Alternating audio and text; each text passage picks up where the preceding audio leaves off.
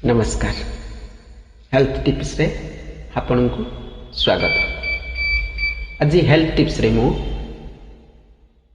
Only गोटे home remedies लेके आछि। सेटा होछि काश पाई। छोट पिलांको जो मात्रा रे काश होछि वर्तमान तार गोटे छोट उपाय नहीं आछि मु। तो मेडिसिन बहुत मात्रा रे मेडिसिन खाउथिबे, पिला मानकु दउथिबे मेडिसिन, जाफल काश कमी जाउथबो, पुणी किछि दिन पर काश स्टार्ट हो जाउछि। तो सेति पई गोटे छोट घरेलू उपाय करिक देखंतु। तो चलंतु देखिबा। गोटे सस्पेन रे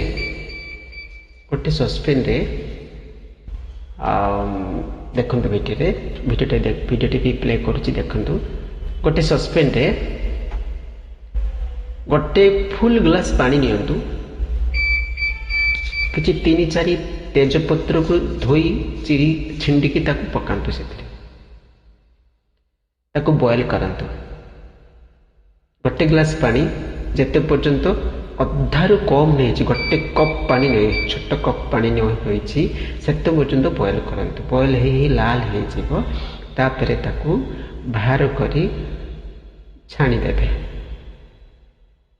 ठीक अच्छे। छाणी सारा पर ताकू ठंडा करेंगे। तापर से 1 चामच महू मिसेबे। 1 चामच महू मिसाई भल कि फेंटी दिंतु। भल कि फेंटी दिंतु। फेंटी सारा पर पिला दिंतु। पूरा दिनटारे आपण चाहिए 3 थर दे पारे। सकाळू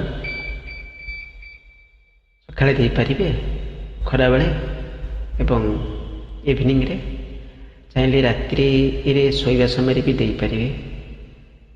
कहीं सुखिला काश हो, कफ काश हो, जो थी हो, जो काश हो, आपण एटा करिक देखंतु। भल उपायटा। तेजपत्र को गरम करी बॉयल करी ताकू पानी रे बॉयल करी ताकू पियंतु। महू मिसाई आराम पाइबे। वीडियो को भल लगी लाइक करंतु, शेयर करंतु, सब्सक्राइब करंतु। आगु को भल भल टिप्स पाई परिबे।